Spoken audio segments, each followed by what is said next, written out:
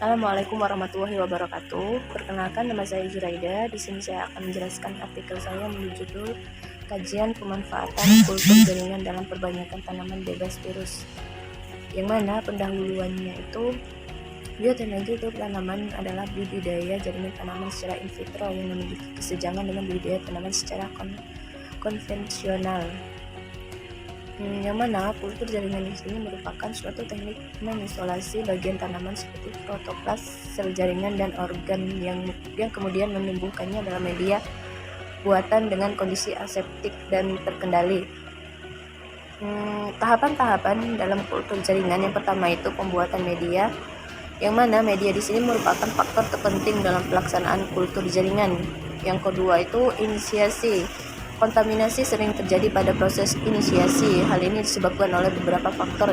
Yang pertama itu faktor keadaan explant. Explant yang akan ditanam harus bebas dari hama, penyakit maupun mikroorganisme lain yang kurang menguntungkan untuk tanaman. Yang kedua itu aseptisitas prakerja. Kebersihan prakerja juga perlu diperhatikan di dalam perkembangbiakan secara kultur in vitro. Yang ketiga itu sterilisasi alat dan bahan.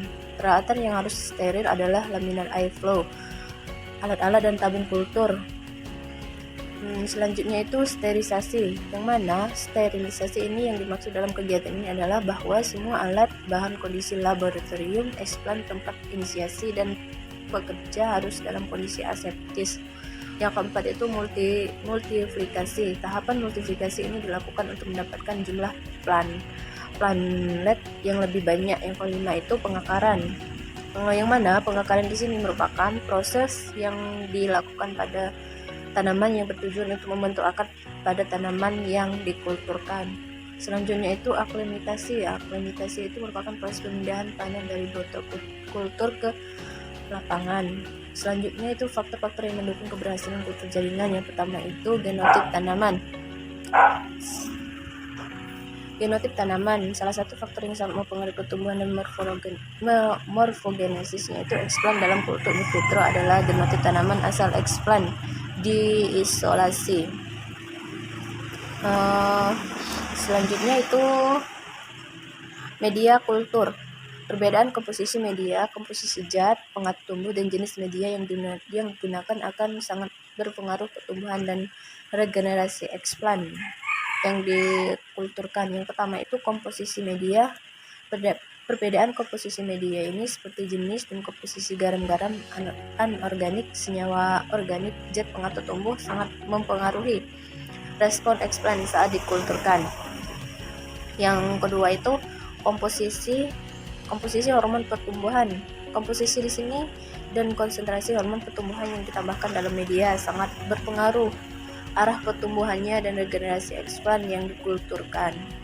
Selanjutnya itu yang ketiga itu keadaan fisik media, yang mana media yang umum digunakan dalam kultur jaringan di sini merupakan media padat, medium semi padat, dan medium cair. Selanjutnya lingkungan tumbuh. Yang pertama itu suhu. Tanaman umumnya tumbuh pada lingkungan dengan suhu yang tidak sama setiap saat. Misalnya pada siang dan malam hari, tanaman mengalami kondisi dengan perbedaan suhu yang cukup besar. Yang kedua itu kelembapan relatif. Kelembapan relatif di sini merupakan botol kultur dengan mulut botol yang ditutup umumnya cukup tinggi, yaitu berkisar antara 80 sampai 90 derajat. Jika mulut botol ditutup agak longgar, maka kelembapan relatif dalam botol kultur dapat lebih rendah dari 80%. Selanjutnya itu cahaya. Seperti halnya pertumbuhan tanaman dalam kondisi in vitro, kuantitas dan kualitas cahaya yaitu intensitas, lama penyinaran, dan panjang gelombang cahaya mempengaruhi pertumbuhan explant dalam kultur in vitro. Selanjutnya, pada perbanyakan tanaman secara in vitro, kultur umumnya diinkubasikan pada ruang penyimpanan dengan penyinaran. Tunas-tunas umumnya dirangsang pertumbuhan dengan penyinaran, kecuali pada teknik perbanyakan yang diawali dengan pertumbuhan kalus. Yang keempat itu kondisi explant. Pertumbuhan dan morfogenesis dalam kultur jaringan sangat dipengaruhi oleh keadaan jaringan tanaman yang digunakan untuk sebagai explant. Selain faktor genetis explant yang telah disebutkan di atas. Selanjutnya itu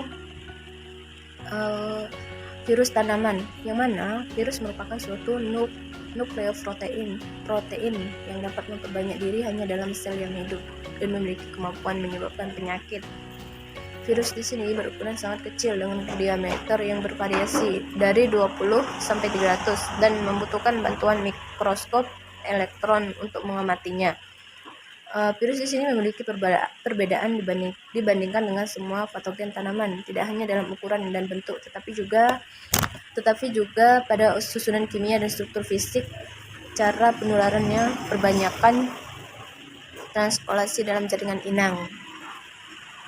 Ciri-ciri serangan virus pada tanaman, yang mana tanaman yang diserang virus menunjukkan adanya perubahan bentuk. Yang pertama itu gejala eksternal atau luar. Gejala eksternal di sini merupakan gejala penyakit yang tampak yang terjadi pada daun, batang, bunga, buah, biji, akar, dan dengan berbagai tipe gejala penyakit tergantung dari macam virus yang menyerang pada tanaman inangnya. Yang kedua itu gejala internal atau di dalam. Selain gejala yang tampak dari luar, serangan virus juga dapat menimbulkan gejala internal. Virus akan berbeda tergantung dari penyebaran virus tersebut pada tanaman. Faktor yang mempengaruhi gejala penyakit pada tanaman, keadaan tumbuhan, yang mana tanaman yang biasanya memperlihatkan gejala penyakit jika terinfeksi oleh suatu virus tertentu, tetapi pada keadaan lingkungannya tertentu, temperatur tinggi atau rendah, gejala penyakitnya itu sementara tidak tampak. Pembahasannya itu penyediaan bibit sebagai upaya pengembangan tanaman dalam suatu proses produksi merupakan aspek yang sangat penting. Proses produksi untuk skala besar seperti pertanian, pertumbuhan membutuhkan bibit dalam jumlah banyak. Yang mana teknik ini pada awalnya digunakan dalam usaha perbanyakan tanaman secara cepat, namun saat ini telah berkembang menjadi sarana pendukung program perbaikan sifat tanaman. Metode kultur ini dapat menghasilkan bibit dalam jumlah yang banyak tanpa memerlukan jumlah induk yang banyak dan waktu yang relatif singkat. Selanjutnya, penilaian lain yang mendukung keberhasilan kultur jaringan dalam mengeliminasi atau mengeradikasi virus dilakukan oleh Nurfiza dan kawan-kawan, melaporkan bahwa kultur jaringan dengan teknik meristem apikal pada tanaman nilam berpotensi untuk menghasilkan stek yang bebas virus. Berdasarkan penelitian di atas, dapat dipastikan bahwa salah satu cara pengendalian virus yang paling efektif adalah dengan menggunakan kultur jaringan, baik dengan teknik kultur kalus maupun dengan meristem apikal. Seperti hal yang diketahui, virus yang telah masuk ke dalam sel inang itu kemudian akan berpindah ke dalam suatu sel lainnya yang berbanyak diri. Berpindah virus dari suatu yang berfungsi sebagai penghubung sel yang berdekatan.